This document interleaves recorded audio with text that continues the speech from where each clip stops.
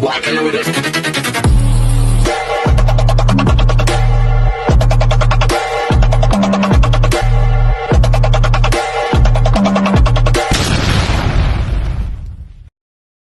Hi everyone! Good morning! I'm back! It's your Mama Sam dito sa Sam Sam TV. Kamusta naman kayo mga amigo, amiga, kumare at kumpare? Sana lahat kayo ay okay na okay at safe ngayong araw na to. At syempre kung ako naman ang tatanungin nyo, nakikita naman ninyo ang beauty ng Mama Sam ninyo. Napaka-fresh overload pa rin, di ba? Charot! So syempre galing ako doon sa tawag dito, nanood kami ng sine kanina ni Nunong Bad Boy Part 4. So, kay Will Smith. So, masaya naman. Natuwa naman ako. Yung una medyo nakatulog ako. Charot. Kasi ang lamig ng aircon doon sa loob ng cinema house. Tapos parang kulang pa yung tulog ko ng ilang oras. So, yun. So, tulog ako. Mga nakaidlip lang naman. Tapos, ayun na. So, masaya naman yung napanood namin. Yung nagising na ako nung nasa highlight na. Charot. Kasi gising sino sa akin. Sabi niya, uy, gumising ka nga. Ewan ko ba, parang bigla akong inantok kanina. Kasi nga sobrang lamig doon sa loob ng cinema. Tapos ang lambot-lambot pa ng inuupuan. So, alam mo yon, medyo boring kasi yung start ng movie. Kaya parang bumaba yung energy ko. Tapos nakatulog na ako. Ganon. So, yun. So, masaya naman yung movie actually. Na-enjoy ko naman siya. Sabi nito sa akin, nag-buy ka ng 300 para lang matulog sa loob ng sinihan. Sabi ko, ano ba? Hindi ako natulog, na-idlip lang. Ganon. So, alam naman natin na yung mga ganong kasi kailangan natin ng rest minsan. Pero minsan kasi may mga movie talaga na sa simula pa lang exciting na eh. Kaya sa totoo lang gusto ko nanonood ng mga horror movie. Kasi yung horror kasi, sa simula pa lang, talagang panalo. Ito kasi yung medyo may barilan, medyo may action movie kasi. Kaya, ay nako, alam niyo naman ako, hindi ako interesado sa mga action movie. Kaya lang kasi sino kasi gusto niya panoorin yon. Ganon! So, ito na. So, pag-usapan natin ngayon yung Miss Cosmo. Kasi sabing ganon. Nako, mukha ang Cosmo ang papalit sa Miss Grand. At saka papalit sa, sa Miss Universe. Actually, doon sa presentation nila, bongga. Kaya nga, parang, uy, panalo to. Yung presentation kasi nila, nung press con nila, panalo doon sa part na grabe. Yung papremyo, yung mga, yung mga ganap, ganon.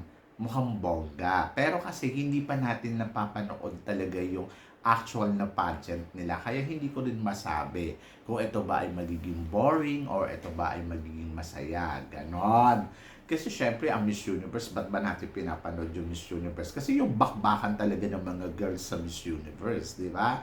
Ayun yung dahilan kung bakit natin pinapanood yung Miss Universe. Kasi iba talaga ang eksena sa Miss Universe. At aminin man natin o hindi, iba talaga yung bakbakan sa Miss Universe.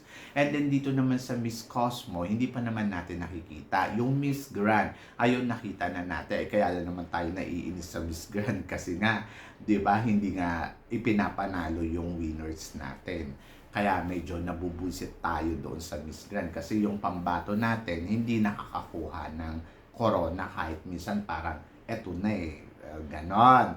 So, dito naman sa Miss Universe, naiinis na din yung mga tao kasi kahit magaling kasi yung kandidata natin, hindi talaga nila pinapatungtong doon sa dulo ng competition. Pero kasi ako para sa akin, ang Cosmo, lalo na to, medyo matindi to Si Atisa Manalo kasi yung lalaban dito. So, syempre yung expectation talaga ng tao, makukuha nila yung audience nila na kailangan sa Pilipinas kasi si Atisa Manalo yung pambato. At manonood at papanoorin talaga yan ng tao. So, expect mo na yan. So, talagang tututukan yan si Atisa Manalo. At, ayun nga. So, ang hindi ko lang alam kung ito bang si Atisa Manalo ay ipapanalo ng Cosmo. So, 70 candidates, 70 plus candidates ang maglalaban-laban dito. So, ganun kadami. Hindi natin alam kung ano yung magiging production nila kasi first time pa. Pero kung gagawin nila maalam Miss Universe, ay bongga yan.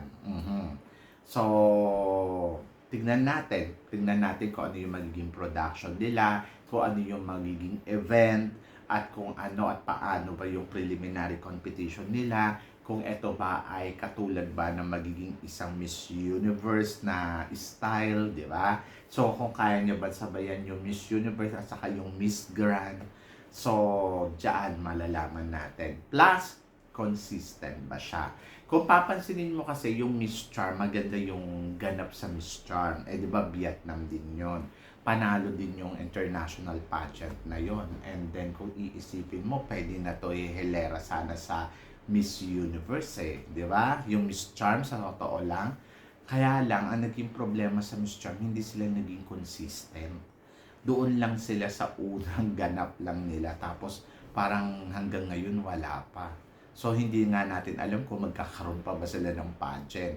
At dito naman sa Miss sa Miss, tawag dito, sa Miss Cosmo, sana magtuloy-tuloy siya. Sana maging consistent siya. Sana maging talaga, every year talaga siya. So, yun. So, tingnan natin. Medyo malaki kasi yung papremyo. Pero kung may pangarap nga yung CEO neto na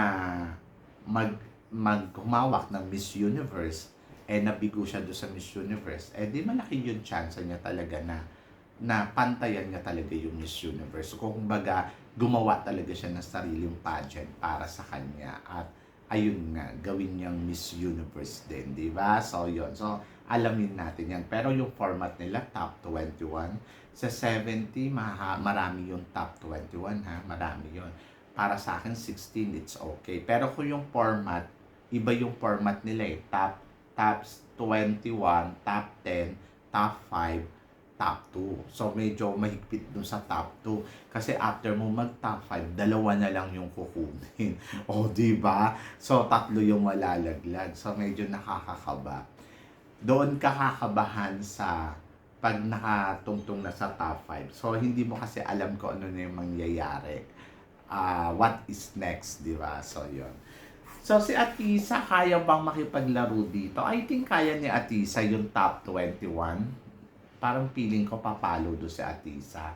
And then, top 10, kaya ni Atisa yan. Top 5, kaya din ni Atisa yan. Sa totoo lang.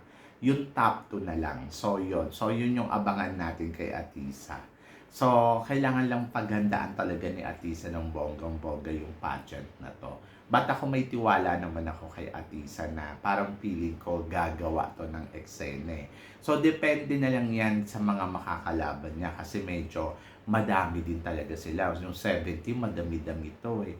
Kumbaga, kung iisipin mo, ang hirap mag-stand out dito. Pero kung nakatakda si Atisa Manalo na maging isang beauty queen ng Cosmo, magiging madali lang naman sa kanya to. Madali lang kukunin yung corona. But hindi ko lang alam kung paano kakabog. And then, hindi ko lang din alam kung paano makaka-eksena. But, so, tingnan natin, di ba? So, tingnan natin kung ano ang magiging ganap ni Atisa Manalo dito sa laban niya sa Miss Cosmo. So, of course, excited ako para sa kanya. And then, feeling ko naman talagang malaki yung tsansa. So, yung tsansa nandoon. Pero hindi pa tayo sigurado. Kasi maraming kalaban. Di ba? Maraming makikipagpukpukan sa kanya ng bonggang-bongga. At yun yung antabayanan at abangan natin. But magtiwala tayo sa magiging eksena niya. So, I'm so excited naman for Atisa. At parang feeling ko, paghahandaan niya talaga to. Hindi niya kukunin yung grupo dyan sa Vietnam para maging glam team niya kung hindi talaga niya gusto manalo. Parang feeling ko gagawin niya talaga yung lahat ng paraan para manalo talaga sa laban niya dito sa Cosmo ngayong taon na to. So, yun yung antabayanan natin. So, excited ba kayo? Kasi ako, excited ako. At panalo yung mga pa-video ni Atisa ha. grabe package din yun, no? Yung mga video, yung mga eksena, yung mga ganap, panalo. Sobrang winner talaga. So, galing. Ang galing. Ang galing nung ginawa ni Atisa Manalo sa pagkuha doon sa team ng ng laban niya dito sa Cosmo. So, antabayanan natin yan. So, good luck and then wish all the best. And tingnan natin kung ano ang kahinatnan niya sa Cosmo. So, yan. So, kayo guys, ano guys ang masasabi ninyo? Tingin ba ninyo makakaariba ba tayo ng bonggang-bongga? So, comment below para at least malaman ko naman kung tingin ninyo ang Cosmo na kaya ang papalit dito sa magpapataom sa Miss Universe at saka sa Miss Grand. So, guys, ano guys ang masasabi ninyo dyan? So, please comment below. So, yun guys. Guys, maraming salamat syempre sa inyong lahat sa suporta na binibigay ninyo syempre dito sa channel ko. At sa mga hindi pa po nakaka-subscribe dyan, please don't forget to click like and subscribe my channel at i-click nyo na rin po ang notification bell para lagi kayong updated syempre sa aking mga chika. Sabi ng ganon, always keep smiling and always think positive. Walang imposible guys. Magtiwala lang tayo sa itaas. Kaya guys, hanggang dito na lang. Hanggang sa muli nating chikahan. Paalam. Thank you guys.